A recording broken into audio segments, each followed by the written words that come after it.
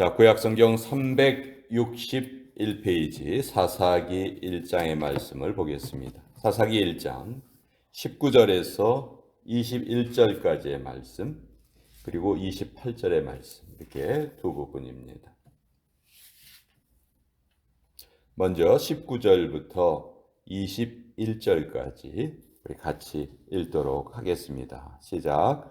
여호와께서 유다와 함께 계셨으므로 그가 산지 주민을 쫓아내었으나 골짜기의 주민들은 철병거가 있으므로 그들을 쫓아내지 못하였으며 그들이 모세가 명령한 대로 헤브론을 갈렙에게 주었더니 그가 거기서 안악의 세 아들을 쫓아내었고 베냐민 자손은 예루살렘에 거주하는 여부스 족속을 쫓아내지 못하였으므로 여부스 족속이 베냐민 자손과 함께 오늘까지 예루살렘에 거주하니라. 28절의 말씀 같이 읽습니다. 시작. 이스라엘이 강성한 후에야 가나안 족속에게 노역을 시켰고 다 쫓아내지 아니하였더라. 하나님의 말씀입니다. 아멘. 여호수아서의 바로 뒤이어 있는 이 사사기는 성경 전체에서 어떻게 보면 가장 슬픈 책 중에 하나입니다. 사사기를 한마디로 말하면 실패의 책이다, 그렇게 말할 수 있습니다. 이 사사라는 말은 재판관을 뜻하는데요. 평상시에는 하나님의 뜻을 받들어 재판을 하고 또 위기에 처했을 때, 나라가 위기에 처했을 때는 군사를 이끌고 외적과 대적을 하는 그런 군대 장관의 역할을 하는 아주 독특한 그런 사명을 받은 사람들이었습니다.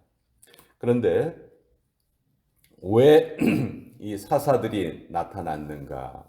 이 사사가 나타난 이유를 보면 결코 하나님이 기뻐하시는 이유로 이 사사들이 나타난 것이 아니다 하는 것을 우리가 알 수가 있습니다. 사사기서에서 제일 유명한 구절이 마지막 구절이죠. 21장 25절에 그때에는 이스라엘에 왕이 없으므로 사람들이 각기 자기 뜻에 오른 대로 행하였더라.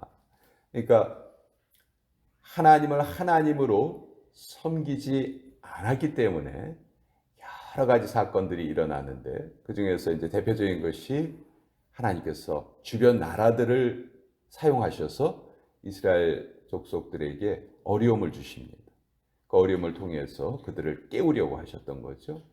근데 그때 잠깐 하나님께 부르짖는 척하다가 다시 또 상황이 좋아지면 전의 모습으로 돌아가는 그런 사이클이 사사기서에는 무려 7번이나 반복이 되고 있습니다. 12명의 사사들이 나타나는 동안에 똑같은 그런 영적인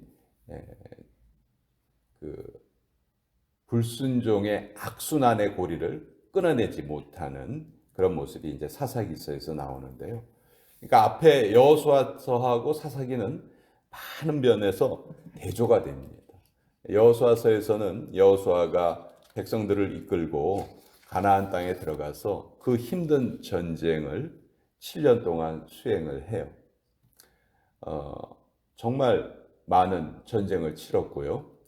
그렇지만 가는 곳곳마다 하나님께서 승리를 얻게 해주셔서 중요한 곳을 다 점령을 했습니다.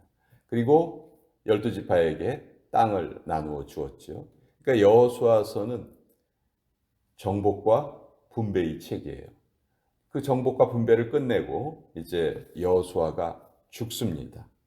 1장 1절에 보면 여호수아가 죽은 후에 이렇게 돼 있어요. 그러니까 사사기의 이야기는 여호수아가 죽은 후에 이제 시작이 되는데, 자, 가나안 땅의 중요한 지점은 점령을 했지만 이제 그 땅 전체를 배정받은 그 지파가 가서 미처 쫓아내지 못했던 가나안 족속들을 다 쫓아내야 될 사명을 띠고 이제 그 땅으로 간 거예요. 그러니까 하나님의 명령이자 약속이셨죠. 내가 이 가나안 땅을 너희에게 주겠다. 대신 가나안에 있는 모든 족속을 다 너희가 쫓아내야 한다. 이게 하나님의 약속이자 명령이셨던 거죠. 그런데 이 하나님의 명령을 제대로 순종하지 않아서 벌어지는 여러 가지 일들. 한마디로 삶의 고난이 찾아오고 전쟁이 벌어지고 이스라엘 백성들의 삶이 피폐해지는 그런 모습들이 사사기서에서 보여진다 이렇게 말씀할 수 있습니다. 여호수아서에서는 이스라엘 백성들이 앞으로 전진을 했어요. 그렇지만 사사기에서의 이스라엘 백성들은 영적으로 계속 후퇴합니다. 여호수아서에서는 승리가 계속 주어지지만 사사기에서는 계속해서 패배를 해요. 한마디로 여호수아서에서는 하나님을 섬겼지만 사사기에서의 이스라엘 백성들은 하나님이 아닌 자기를 섬겼다. 그렇게 말할 수 있어요. 그래서 오늘 우리가 사는 이 시대를 성경에 나와 있는 시대와 가장 잘 비교해 본다면 어느 시대에 가장 잘 비슷하겠는가?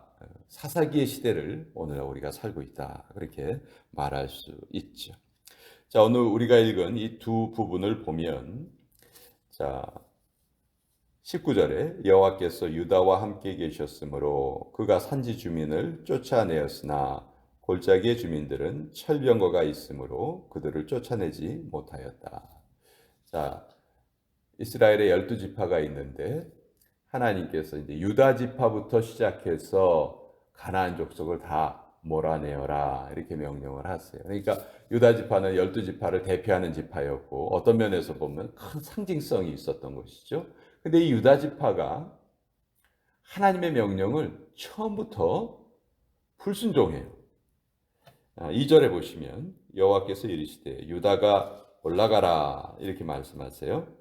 1절 뒷부분에 보면 누가 먼저 올라가서 가나안 족속과 싸우리까 이렇게 여쭤보죠. 그랬더니 하나님이 유다 족속이 먼저 올라가라. 그런데 3절에 보면 유다가 시므온 지파와 같이 갑니다. 이게 무슨 시므온하고 친해서가 아니고요. 유다 지파가 하나님의 명령을 제대로 순종하지 않은 모습을 처음부터 보여주는 거예요. 12지파의 대표 지파가 하나님의 명령을 순종하지 않습니다. 너희 지파 혼자 올라가라 하셨는데 유다는 우리 혼자 올라가면 우리 좀 불리할 수 있으니까 시므온이랑 같이 가자. 이런 식으로 처음부터 하나님의 말씀을 순종하는 것처럼 보이는데 사실은 교묘하게 하나님의 말씀을 어기고 있는 것이죠. 자, 그럼에도 불구하고 하나님께서는 유다에게 승리를 주세요. 19절에 보시면 여호와께서 유다와 함께 계셨으므로 그가 산지 주민을 쫓아내었어요. 그러나 골짜기의 주민들은 철병거가 있으므로 그들을 쫓아내지 못하였다. 자, 여기에는 쫓아내지 못하였다 이렇게 적혀 있고 우리가 읽은 두 번째 28절에 보면 다 쫓아내지 아니하였다 이렇게 기록되어 있습니다. 자, 쫓아내지 못한 것과 아는 것은 분명히 다르죠. 못했다는 것은 노력했는데도 불구하고 능력이 부족해서 목표를 이루지 못한 겁니다. 안 했다는 것은 애초부터 순종할 마음이 없었다는 것이죠. 자, 우리 사사기 1장 우리말 성경에 보면 유다 지파가 그들을 쫓아내지 못하였다 이렇게 번역이 되어 있지만 이 성경의 번역본들이 좀 차이가 있어요. 어떤 성경 번역본에서는 이것을 쫓아내지 않았다 이렇게 기록하고 있는데 저는 그 기록이 맞다고 생각을 합니다. 이스라엘 백성들이 처음부터 하나님의 말씀을 100% 순종할 마음이 없었던 것이죠.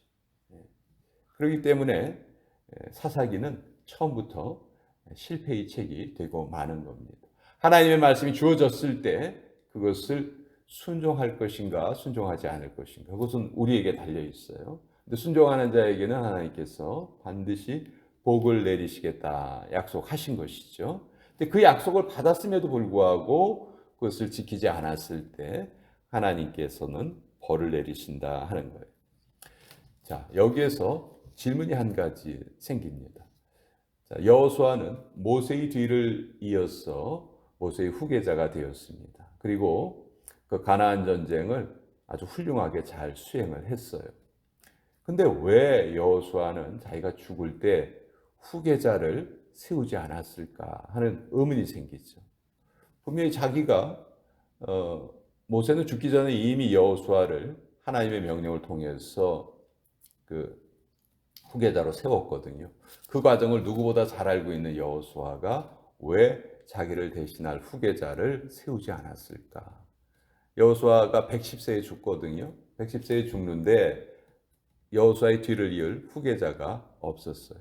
이건 뭘 뜻하는 거냐면 이때 제일 중요한 역할을 해야만 했던 사람들이 바로 레위 족속들입니다. 레위 족속들은 땅을 배분받지 못했습니다. 그럼 레위 족속들은 어디에서 삽니까? 땅이 없는데 각 지파가 12지파가 배정받은 땅에서 48개의 성, 조그만 마을이죠. 48개의 성을 레위 지파를 위해서 내줍니다. 그러니까 평균적으로 한 지파당 4개의 성에서 레위 지파 사람들이 모여 사는 것이죠. 그러니까 거기에는 물론 그 지파 사람들도 같이 있을 것이고 레위 지파 사람들이 같이 섞여서 사는 겁니다. 그러니까 레위 지파는 어느 한 지파 땅에 있는 것이 아니고 12지파 땅에 골고루 퍼져서 살았던 거예요. 그러니까 여호수아가 후계자를 남기지 않았던 이유가 바로 이겁니다.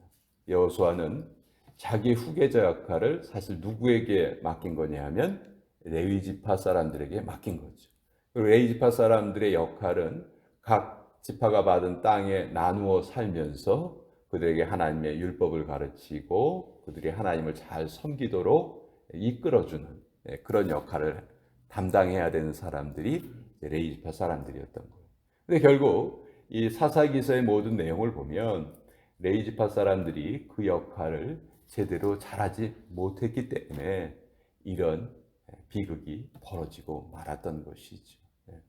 자, 오늘날 레위 지파가 누굴까요? 저는 오늘날의 레위 지파가 바로 우리 크리스찬이라고 생각을 합니다. 우리들이 불신자들 세상에 널리 퍼져서 살아가고 있어요. 그러면 오늘날 우리들의 역할도 명확하죠.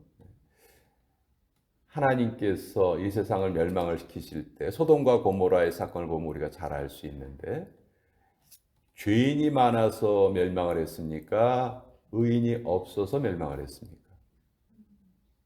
소돔과 고모라가 멸망한 이유는 의인이 없어서죠. 그렇죠? 그거 우리 아브라함이 하나님의 천사와 대화하는 내용을 보면 우리 알 수 있어요.